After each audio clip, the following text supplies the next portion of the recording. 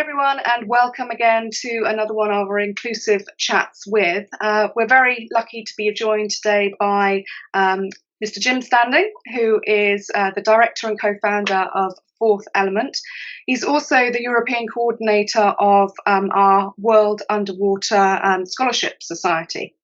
And he's going to be chatting today with Dr. Aurelien Mondon, who is one of our senior lecturers within the Politics, Language and International Studies Department. So first of all, thank you so much, both of you, for joining us today to talk about what can be quite an emotive topic, privilege. So I'm just going to start off by asking the two of you, basically, what does privilege mean to you? So maybe Aurelien, if we just start with you with that question. Well, that's a big question.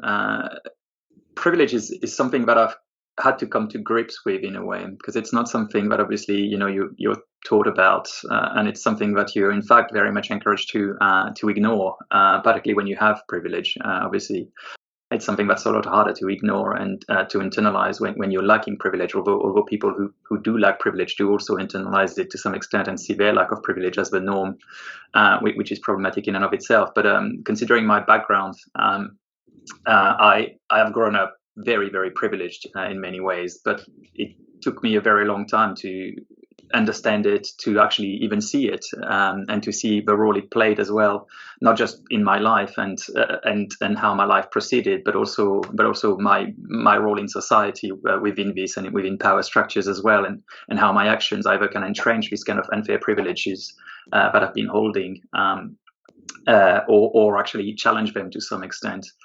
And I think it's something that can be quite difficult to engage with, I think, because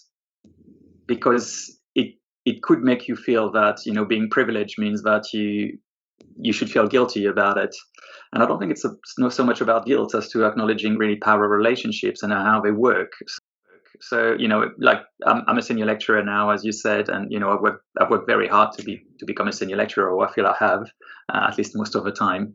But I've also been very lucky in various ways. I've been lucky in terms of kind of serendipity, in terms of things happening to me that were no one's fault. But I've also been lucky in terms of where I've come from, and the fact that some of my identities have helped me along the way, and have kind of created a path that had fewer barriers than other people would have felt.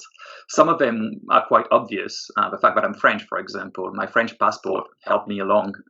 If I had a different kind of passport, it would have been harder for me to travel. It would have been harder for me to get scholarships in other countries. It would have been harder for me to access certain services that are more available in France than in other countries. Others are more difficult to kind of pin down. Those, for example, that are down to my identities as a man, as a heterosexual man, as white.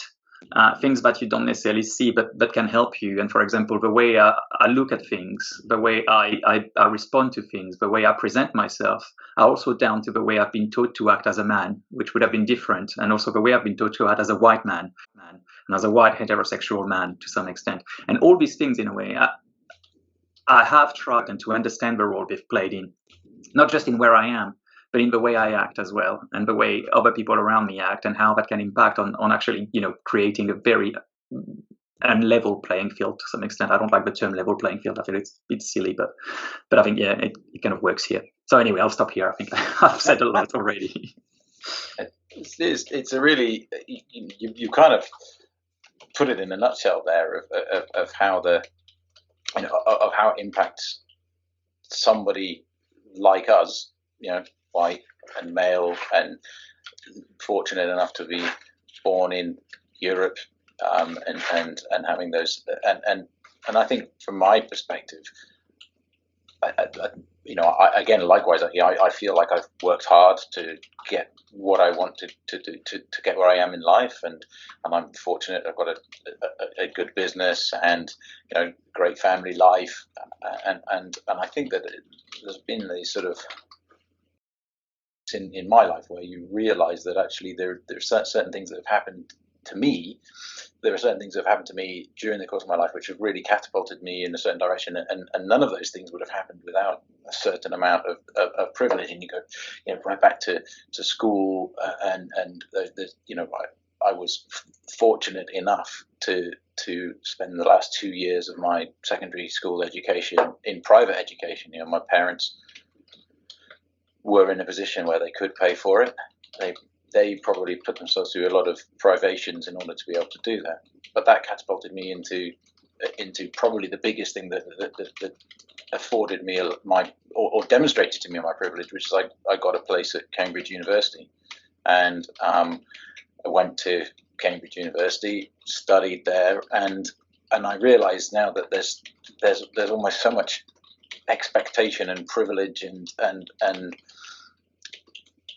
that's heaped upon one at those sort of things. You don't really realise it at the time, but so many other people don't necessarily have this cascade of opportunities that comes to them, and then there is I don't necessarily feel guilty about it. No, quite the reverse. But I certainly feel that there is a weight of this experience of being able to go places with my British passport, to be able to talk to people in certain ways, to know that I have these, you know, wonderful contacts around the world, and then layer on the top that, you know, my industry, scuba diving, predominantly a male-dominated sport, certainly at the top end of the industry, and I've been able to slot into that and in effect utilize my white ethnicity and my male gender to slot into something and succeed within it. Whereas I think if I was non-white and if I was female, I think it would be a lot harder to progress within it. I think it's been that way pretty much from, I've kind of had that feeling pretty much from the start, that there's been this kind of, I guess what's the right word to describe it, a laddish culture on some level. There's and a lot of the socializing was, you know, within the industry geared or dominated by guys, and it's a lot easier to be, you know, one of the boys in that sort of sense. And in fact, you know, there are, you know, within the UK dive industry, there's kind of little, you know, there are these little talks of the boys club or the old boys club, and of course the word boys is in there for a reason, and that, you know, that with very few exceptions, the people who hold positions of real influence within the scuba diving industry are male. Yeah, and I'm happy to say that, you know, there's Mary Tetley, who is the chair of the British Aqua Club. You know, she is, you know, she's helping to buck the trends, and it's great to see that there are women whose careers are coming through, but it's bizarre because, you know, when you look at the actual sport itself and what we all get passion from doing, you realise that it's one of those few sports where it really doesn't matter whether you're male or female. You know, it doesn't matter. You know, you can't look at a guy and go, he's going to be a better scuba diver because he's male. You can't even look at somebody who's overweight versus somebody who's, you know, super fit and say they're necessarily going to be better at this sport, because it's all about how you control your body and your level of comfort in the water, and so that they're all, you know, it's such a leveling sport in that sense. It's the only sport really. It's the only sport where people who are disabled can participate in it, or some disabilities, without needing specialist equipment.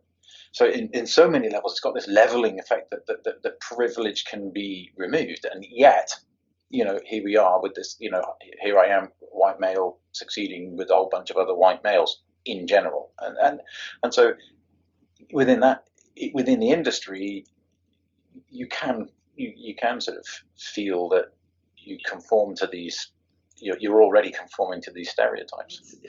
It's difficult to pinpoint, and it's fascinating to listen to James talking about his experience. I think for me it was slightly different in a way, because I'm working in the field of politics, and I've always been very interested in politics, and I've always considered myself kind of left-wing, anti-racist, anti-sexist, you know, on the kind of progressive sides to different kind of extents at different times. I also come from, so both my parents come from very kind of poor working class backgrounds, but they're not themselves. They're very much middle class. But I had, in a way, growing up, this kind of understanding of what the working class is, but not necessarily an understanding of where I stood within that.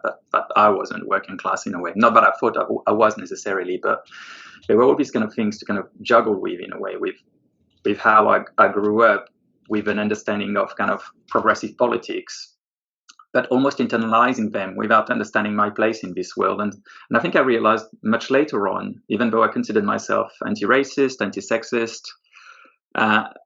what it really meant. And I think, for a long time, I had a misunderstanding of what it was. And I think it's partly due to the fact that I'm French as well, internalized as a French person, growing up in the French educational system, where you are taught very early on that all that matters is for you to be French. It doesn't matter whether you're black, white, whether you're a man or a woman. You're just a good Republican citizen, right? That's why in France we're not allowed to kind of look at statistics or to gather statistics, for example. And recently the French government removed the word race from the constitution because there's no such thing as race in France. I mean, it's mind blowing, but these are things I had internalized. These are things, growing up, that I felt like, yeah, that's true. We need to be colorblind. And, of course, then I was lucky enough, again, part of my privilege, right? And that goes back to what James was saying. I was lucky enough to be able to travel, to leave France, and to go to other countries and explore different things, and countries that were not necessarily better than France, of course, in the way they had education. I lived for a long time in Australia, for example, and there's lots of very, very big issues there as well.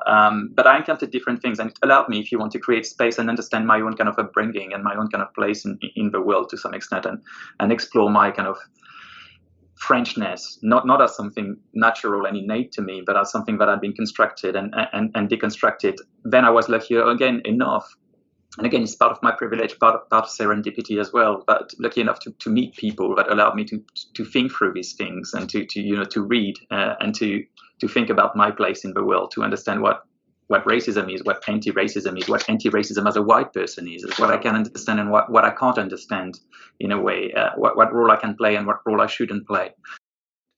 I didn't have to experience the question of racism until I was 16, and I went to this private school, Manchester Grammar School in Manchester, which was roughly 50% Asian ethnicity, and quite a lot of different religious backgrounds as well. There's quite a large Jewish community within the school, and suddenly I was challenged with this idea of what's racism and what's it. I wasn't challenged to think about being anti-sexism anti-racism until I was in my mid to late teens, really, and I found myself as part of a group of friends where all of my friends were in fact either Asian or Pakistani origin, and I was the white guy, sort of essentially trying all different things, different cultures out for the first time.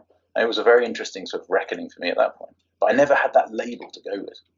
Yeah, I mean, it's fascinating to hear you think about it, because it made me kind of think about growing up. I think I grew up this way, thinking about it, but not really understanding it in a way. And again, it brings it back to the kind of to educational backgrounds, whether it's national, whether it's more local, to where you grow up, and all these kind of things. But I think it was very abstract the way I understood it. It was almost in a form of ideals, like Republican ideals, the idea of a French Revolution, and we have a French Revolution, and then we're all equal, and and it's like, well, yeah, but we're all equal, but it lasts a couple of years, and then we have Napoleon, right? So this kind of the way kind of history and national identity becomes embellished to some extent, and then put into a curriculum that of course has certain aims and goals in mind. And I mean, even though like when I said that, but I said I grew up kind of with these kind of words in mind, or ingrained to some extent. It didn't mean I understood them. I didn't mean them, but I grew up as anti-racist. I grew up with the idea that I was anti-racist, but I wasn't anti-racist the way I should be now in hindsight, if you want. My anti-racism back then is not the anti-racism that was needed. It was a very white anti-racism in a way, and I think it's fascinating, because I think it plays a role in our societies that is very counterproductive in a way, because I don't think you can be anti-racist or anti-sexist or anti kind of any form of oppression, to be honest, if you don't understand where you are, where you're coming from as well yourself, and what your positionality is. Totally. And, yeah, and I think, you know, maybe your experience has allowed you to understand it better and to face it better. Not everyone would have, I think, necessarily put in the same situation, but I think, looking at France, but not just at France as well, looking at the way many people, you know, if you ask most people nowadays, you know, most people would say, you know, I'm not racist. Does that mean they're anti-racist? Though not necessarily, because you can't say you're racist because it's a big taboo, right? Sure. But at the same time, I think we all, you know, you only have to go back to, say, you know, these sort of psychological or philosophical constructs like Maslow's hierarchy of needs to be looking at that you know, there is a, you know, very documented and well established principle, you know, where we all need to be part of tribes, and racism and anti-racism, I think, is all part of this kind of the weird secular tribalism that we end up in, you know, and the best example I can give is, you know, you can go to a football match and it could be, I don't know, for argument's sake, Liverpool against Manchester United, and the Liverpool fans hate the Manchester United fans, and obviously, you know, back in the day there was, you know, that sort of hatred was manifest outside the grounds afterwards or whatever, or even within the grounds. But then, you know, it'd be England versus France, and you know, same sport, quite often many of the same players, England, you know, but the guys who are the Liverpool fans and the Manchester United fans are all of a sudden they're friends, you know, because they're both England fans. They're supporting England, and the tribe shifts and the ground shifts, and I think that's one of the things that we all have to realize is that the framework in which we act and interact changes all the time, and you put your finger on it as well earlier when you said you need to think about the historical context of it all, and I, you know, realize that, I mean, both France and England have this kind of, you know, not exactly laudable history when it comes to the oppression of other countries, and when we're looking at people that, you know, going and taking, you know, having an empire and taking over these countries and importing labor back to the UK, and then having or to France, and then, you know, dealing with the consequences of that's it's ever shifting with the integration or lack of integration within, you know, various parts of society as well, and the tribe shift all the time, and it make it, you know, the racism of some kind is almost inherent in the human psyche on the basis of tribalism, and it's about challenging that, how you make your tribe, which I think is the push that we need to make. I think the contingencies about these kind of communities and the construction of communities, I think, is interesting. And again, it's something that takes, you know, but I guess that takes a certain amount of privilege to be able to understand and to study, because it takes, you know, I mean, it takes challenging things that seem so incredibly obvious. The idea that, you know, that you're French or English, or that you're a Liverpool supporter, or that you're white, or that you're a man, you know, the boys club thing, right? Which are just easy to go and challenge when you actually benefit from them, right? Exactly. And I think it does take, and it's fascinating, because that's something that I've had to kind of think about, because it's I do teach about privilege, and I try to start most of my units with a talk about privilege, because I teach a lot about the far right. I mean, my research expertise is on the far right and racist movements and the movement of ideas from the extreme to the mainstream. So I teach a lot on these kind of things, and I tend to start units with talking about privilege, because I think it's important that I talk about my privilege, where I start from in terms of my research, but also to challenge my students, particularly my students at the University of Bath, who don't come from the most diverse backgrounds, but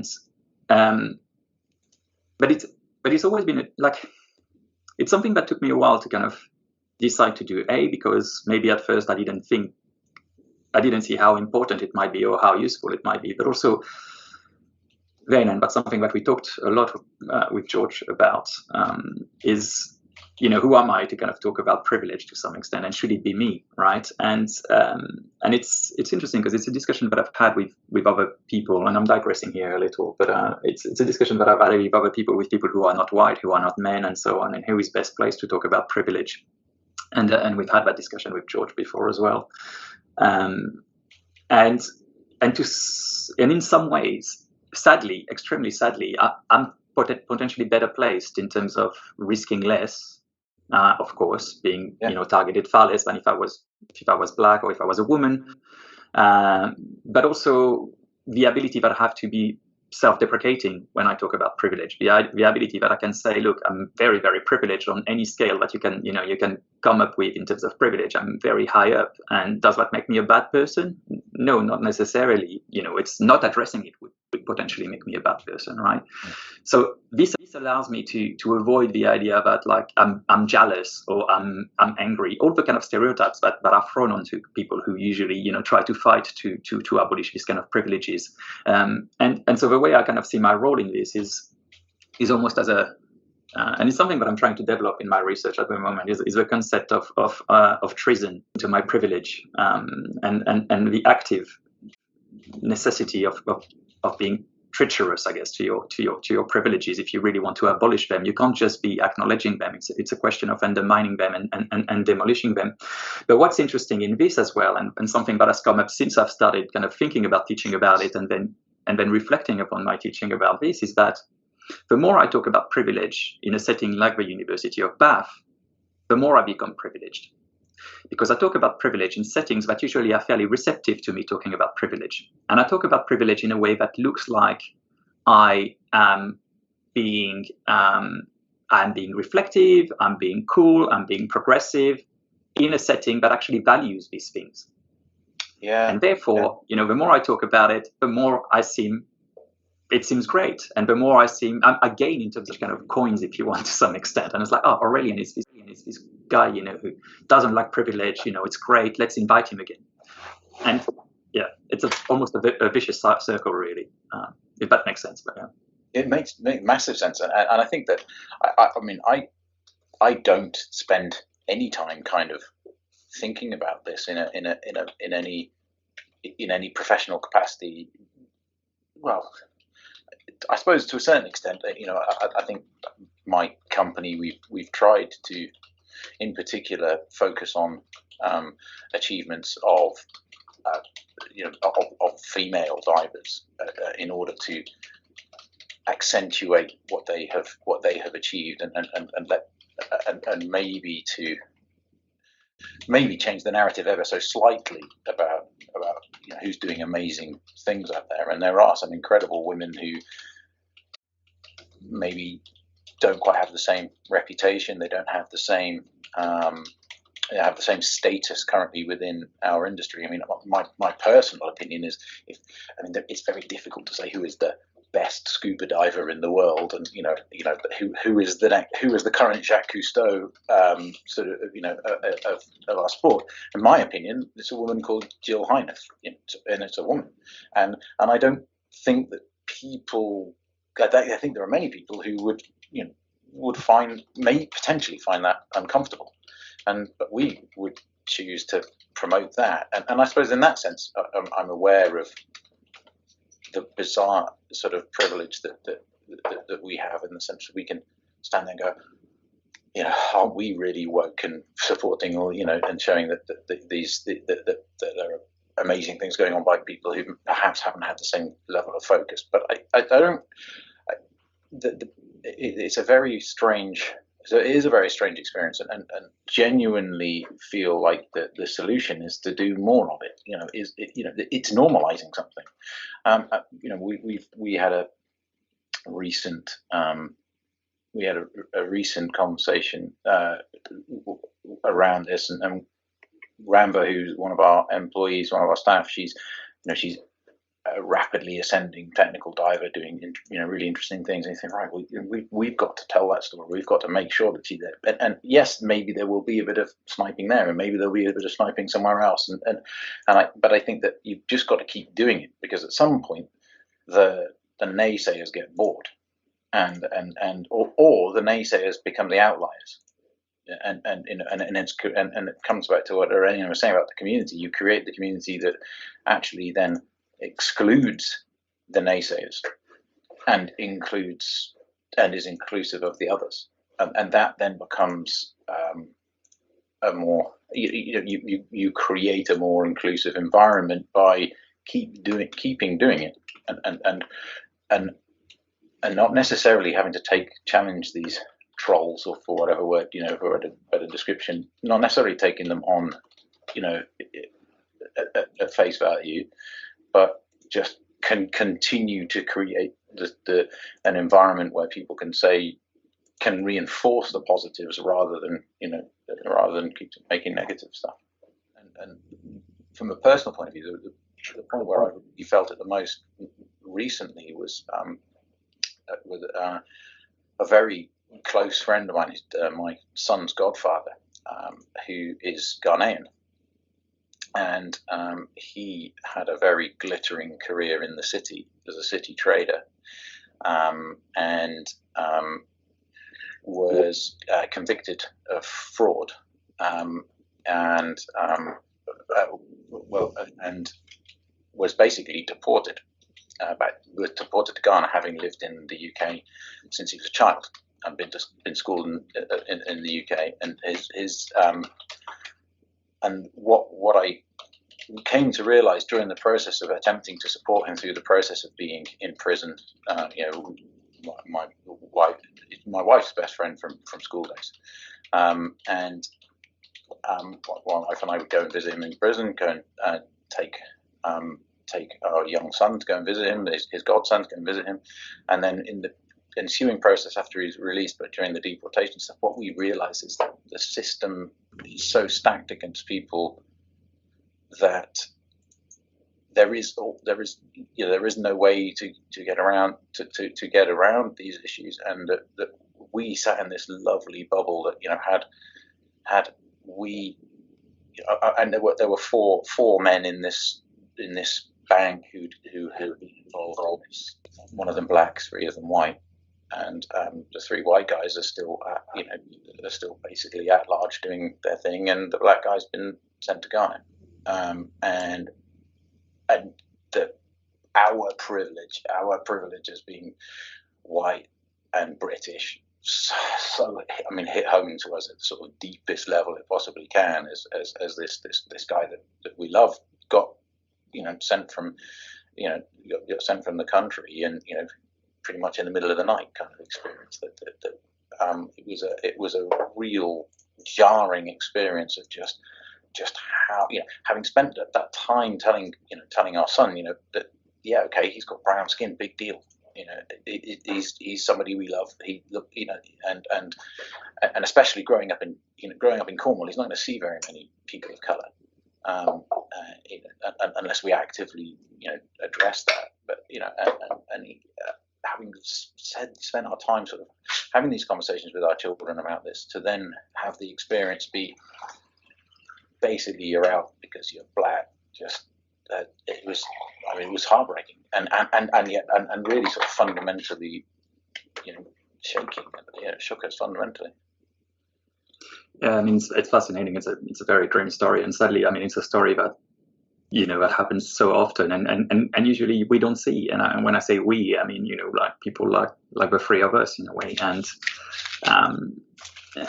and again, you can see the layers of privilege, in as much as your friend had a community around him, at least, to kind of support him through that. No matter how no matter how much the odds were stacked against him, he still had a few people around. Well, quite often, when you talk about asylum seekers or other people who are then sent back to places where they have no money, no support, nothing, and they just they're just deported at night, and when no one's watching. The issues with stop and search. I think I was reading this morning that stop and search, you're 19 times more likely to be stopped and searched if you're black in London. In France, it's 9 times more. It used to be. It's probably worse now, but in 2011, it was 9 times more likely to be stopped and searched if you look Muslim than if you look white. To be stopped and searched in Paris, and 7 times more likely if you're black than if you look white. Again, that's huge, right? And I think that says so much about culturally in there, isn't it? I don't know what you made me think of then. You've seen that, you probably have seen the French film Les Intouchables, and at the beginning, the carer is driving a Maserati through the streets, and and and he's arrested, and there's all sorts of assumptions that are made right there and then, and you just think, change the color of that, and it was a brilliant little insightful moment into how that, how that's entrenched in the way we think about everything. And then when it comes around to that privilege that you're talking, that we're talking about, I think in many ways it's maybe the next phase of looking at how we use that, how we deal with it, is how do we use that privilege? Like you say, you're being treasonous to your privilege. How you use that is to try to lift somebody else up by using your privilege. And certainly that's maybe my only sort of way of addressing it, and in a positive way, is to try and find ways to use it that is not necessarily bringing myself down. It's to bring somebody else, to use that in a positive way to bring somebody else who maybe doesn't have the same privilege up. I think that's certainly part of the picture, and I think that's probably the most practical way to go about it, and quite often the most feasible way to go about it. But I think it's also limiting in and of itself, right? Because for a number of reasons, right? First, because you can only bring so many people up at once without kind of bringing the whole structure down, which wouldn't necessarily be a bad thing, and I'll come back to that. But I think it's also the problem of with bringing one person up, there's the risk that that person then becomes tokenized, and becomes like, oh look, we have a female scuba diving champion. That's great, right? Like we can be, or like Barack Obama, right? For Barack Obama, in a way, his election was brilliant. Everyone was like, oh look, we are in the post-race world now, and we don't see race anymore in the US. If you can be African American and president, then surely there's equality. And we saw where that led us with Trump, right? So that didn't really work. There were more kind of deportations during Obama than there were before Obama. There were drone strikes. There were lots of things that happened that actually Obama didn't resolve on his own. Which was this kind of figurehead, wasn't he? Exactly. Of something, but actually the mism or the machinery underneath him wasn't actually fundamentally changed. Exactly, yeah, and I think that's where that's where I think it requires, to some extent, and I think again it demands a lot, I think, from a lot of people to some extent. But that's where I think where I see the concept of treason being important, because it is actively undermining our status, and I don't think we can shy away from it, unfortunately.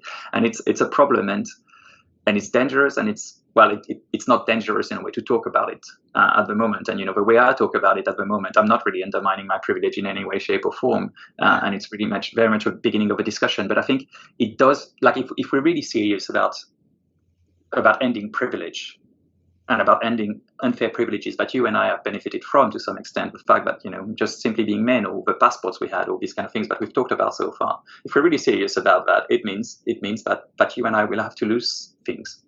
We're probably at a stage in our life where we won't be losing a lot, but our children, if we have children, might, and the people who are like us but 20 years younger will as well. But I think we can't face that, because I think at the end of the day, that's where I think it requires radical change. It requires courage, and it requires treason, and active treason, I think, from my point of view. Again, easier said than done, right? Like, what am I doing at the moment in terms of that, except thinking it through, which is very comfortable in my comfy chair in front of my computer. I know you said in your in your teaching, and when you're actually standing in front of your students and other collaborators, you're in this kind of world where you're going to be rewarded for challenging these things, and but at the same time you can inspire and push somebody perhaps a little bit further to the fringes of their comfort zone, and they go beyond that into something else,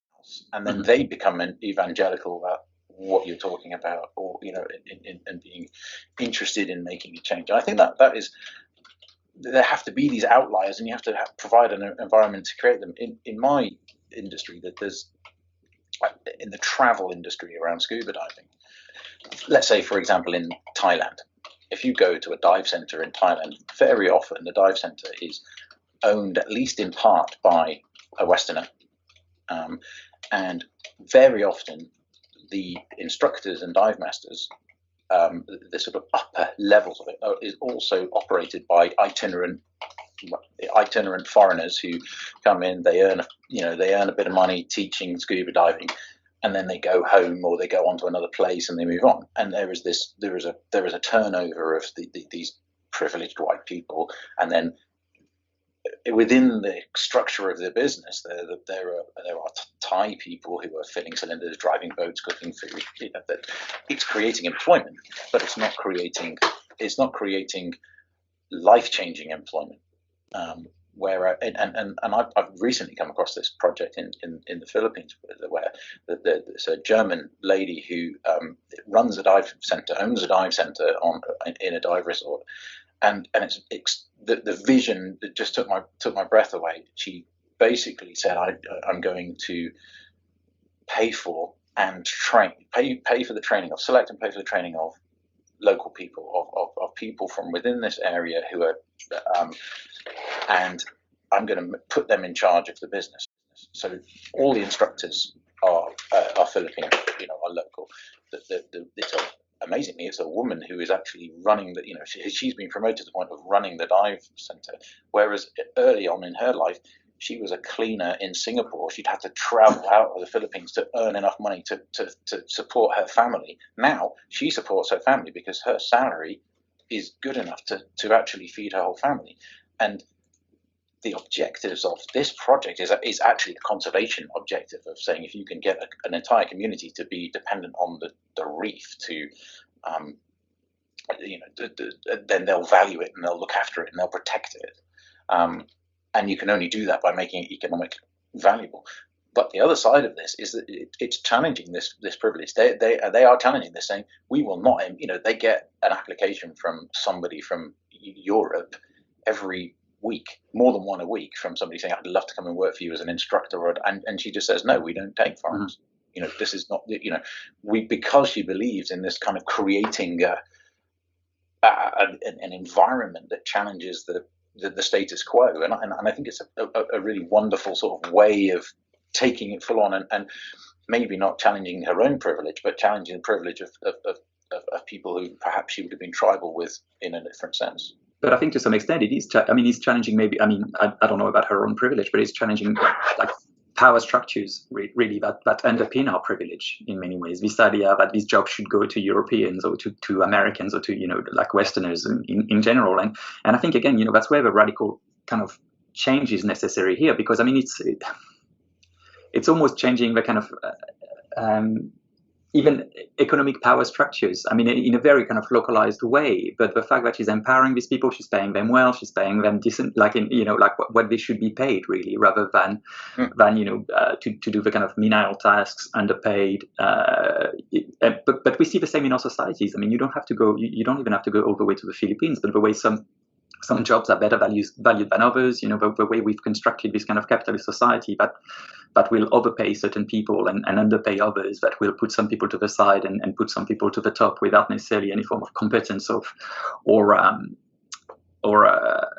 even kind of form of record. I think it's fascinating. So again, I think that's where that's where privilege I think privilege is important as a personal kind of development and understanding where you are compared to others, but it can't just be on its own. Like me challenging my own privilege, I don't think is enough.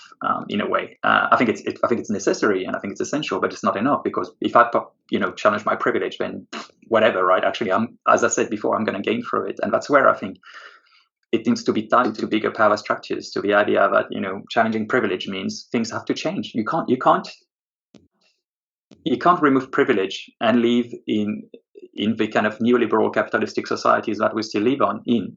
And there are ways to reform them, there are ways to adapt them, but at the end of the day, these kind of inequalities that are built on privilege, they are benefiting some people, they are benefiting them economically, politically, and so on and so forth. And these have to be removed before we can actually get rid of privilege, or they have to be removed at the same time as we get rid of privilege. And I think it is possible and it works.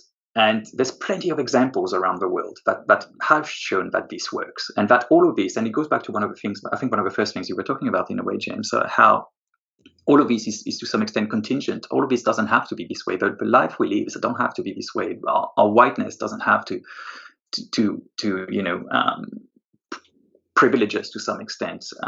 It is all very much contingent in the history of the world, in the history of humanity. And I think that to some extent that's what gives me hope, and that's what makes me think about all of these kind of possibilities of bringing this down, bringing this unfair kind of organization of the world down, because it doesn't have to be this way. It hasn't always been this way. In fact, it's very recent in the history of the world that things are this way. And I think that's why I think it's interesting as well. I mean, and that's where the concept of privilege is sometimes kind of seen as problematic, because it makes it very individual to some extent. And I think we can't individualize that altogether. I think it's important to do it, and I think it's important that white people in particular, or people who are privileged, whether it's whiteness. I mean, we've been talking about whiteness a lot, but the people who are privileged, that they do the work as opposed to kind of put the work onto other people in a way to do it. Because I think we need to just. And that's where, again, the kind of guilt sentiments, I'm throwing lots of ideas here, and I'm kind of confusing myself a little. But I think the idea of guilt, I think, is interesting here as well, because I don't think it's necessarily a useful emotion. But at the same time, I guess fairness would be better than guilt. Feeling that this is unfair. This, where I am and where I stand today, is unfair. It's just deeply unfair. It's not personally my fault. Maybe sometimes I've made mistakes in my life and I can reflect on it, but it's unfair because of the structure of a system that benefits people like me. And I think I should feel guilty if I didn't do anything about it, or if I didn't try to do anything about it. And I think that's where guilt, in a way, comes into play. And it's not about other people doing it for me, and it's not about other people rising up to the challenge. It's about me as well, I guess, and people like me.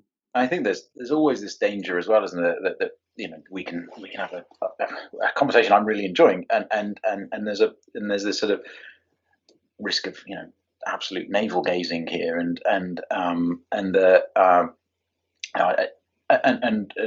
perhaps it's expedient to talk about our sort of thoughts as two white men, but I think that in many ways, areas where possibly there are ways that we can be a bit more treasonous is in the fact that we're male, and the privilege that we have as being male. And one of those things that I've experienced recently has, aside from the fact that there's some element of toxic masculinity within the industry occasionally, and there's but actually my own home life, I'm lucky enough to have two children, and my wife has done the lion's share of taking parental leave, and I've kind of and I'm constantly sort of asking myself on some level whether or not my position as the co-founder of the business, and therefore supposedly an essential linchpin of this, is the reason why I'm working all the time, and she does a lot more looking after the children, for which I'm obviously massively grateful, and she's incredible. But I realised that I should be doing more, and I almost benefit from that. I almost benefit from the privilege of this kind of these entrenched set of expectations of a bloke, that I'm privileged in that sense, and I know that I should do more to empower her to get back to her career, to get back to and not see her role as some sort of caregiver to children, and fulfilling those kind of bizarre stereotypes. And it's weird, because I think it is kind of convenient on sometimes rely on those stereotypes, on that entrenched sort of situation, and I'm terrible at challenging it, and I know should be better. But I think it says a lot about how much we internalize certain things, and how easy it is to internalize them and ignore them in many ways, because it makes our lives comfortable to some extent, and not just as white men, but to some extent. I mean, but what's fascinating as well about privilege is it, for us it's easy to internalize it, and it makes sense because we're gaining from it. But what's fascinating as well about it is the people who tend to like the privilege that other people have tend to internalize that as well, because sometimes it's just easier to kind of go by with your life without always thinking that this is unfair. And you see that quite often with people who are facing things that you and I will never face, who just think it's normal. That's just the day-to-day, and they accept it. And when I was talking before about the stop and search, the study that was done in France in 2011, so the researchers kind of put themselves up in a busy kind of area in Paris, and they just looked, they just looked at who the police was stopping and searching, right? And then they came up with the statistics, and the statistics in and of themselves, I think, are very interesting. The fact that you're 9 times more likely to be stopped and searched if you look Muslim, and if you look white, and so on. But then what they did also is then they went to talk to the people who were stopped and searched, and they said, hey, we're researchers, blah blah blah. How do you feel about being stopped and searched? And how often are you stopped and searched in a week, blah, blah, blah. And they were like, it happens all the time. Whenever I come into the center of Paris, I get stopped and searched. And, and how do you feel about it? And they're like, well, that's just, it is what it is. Normal, right? That's right. Yeah, exactly. That's what it is. And it's like, if you and I were stopped and searched in Paris, we would put it on Facebook. We would be talking about it at Christmas parties, as well, not at the moment, but we'd be like using it as an anecdote. We'd be shocked. We'd be like, this is so unfair. I was doing nothing wrong, blah blah blah. And again, I think this internalization is fascinating because to you and I, it's because it allows us to kind of go by our very quiet, comfortable lives to some extent, and privileged lives. But to other people, it's a coping mechanism as well. And I think it's so incredibly depressing, right? I mean, the fact that people have to internalize things that are so incredibly unfair is, to me, I mean, just was a rude awakening in a way. There are these people in this country and in other European countries who don't seem to, they don't want to have immigrants come in, take benefits, do all the sort of cliched stuff. But and yet cannot engage with the fact that these people have left a life of relative comfort, traveled thousands of miles, and you wouldn't do that.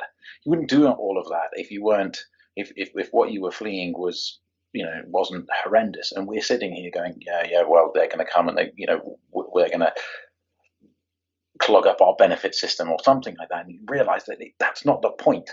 This is not the point. These are human beings that have had all privilege stripped, have had everything stripped from them to the point where they're willing to attempt to cross the English Channel in a dinghy and risk their lives, their children's lives. That's and they've managed to normalize. They've managed to normalize that or rationalize that decision on the basis of the situation that they're in. And I find that, utterly devastating. Absolutely. And when you talk about immigrant here, you're not talking about someone like me, right? I'm not an immigrant. I'm an expat, right? So even though I am, sure. But so I mean, it kind of shows again, like the kind of the ways all these things are totally contingent and based on kind of creation of ideas that are and you can see again the structure, the power structures here at play, because the fact that people see immigration the way they do it's not just because of themselves. In fact, I mean, there's some fascinating kind of stuff that you like that I've looked at in my research in a way where, if you ask people what they care about in terms like what they care about when they think about the EU or the UK, immigration is quite high. It's actually not as high as the media tells us it usually is, but it's quite high. But if you ask people what they care about or what they think are the biggest issues in their lives, personally, they don't care about immigration. Because immigration is, the immigrant is the shopkeeper, it's the dentist, it's the neighbor, it's the professor, it's whatever, right, in their day-to-day lives. What they care about is their children, their pension, their jobs, like whether if they had these things, why would they care that an immigrant lives next door? Because actually their neighbor, whether they're immigrants or English, will be different from them anyway. And again, it goes back to the idea of community that you were talking about before. And like it's something that again I quite enjoy talking about my students about when I say like, well, what is your kind of national identity? What is your community, your national community? What brings you together? And what makes, let's say, British people British? And they come up with tea, with politeness, with the Queen. And I'm like, okay, so is the UK the only country with a Queen or with a monarch? No, not really. Tea, is tea grown in the hills of Yorkshire? Not really either, right? Politeness. I say, well, go out in the center of Bristol at 3 a.m. with students drunk. Like, how polite are they? These kind of things. But or with me drunk, that's fine as well. Not very polite either. But I mean, you see where I'm going here, and it's like this idea of this construction of national identity, and also then then you can push that further. Does a person in Liverpool feel British the same way as the Queen? Does the person in Cornwall feel the same way about being British as someone in Hull? Does someone who lives on benefits because they can't find a job is British the same way as someone who works in the city? And again, people feel British, and there is something about it. We feel French and all of that, but again, it is contingent, and it can be broken down so easily, and people can do it themselves. But of course, we have kind of structures that force us to kind of think about it as if it was real, as if it was reified, as if it was something that we needed to fight for almost, the same way we used to fight wars about these kind of things. We needed to convince people to feel French about so they could go and fight the British or the Germans. And it's kind of sad that we haven't moved on from that all that much, but yeah. Good to meet you, Jim. Great to meet you too, Aurelien. Thanks a lot. A really, really lovely conversation. Cheers. See you. Bye. Bye.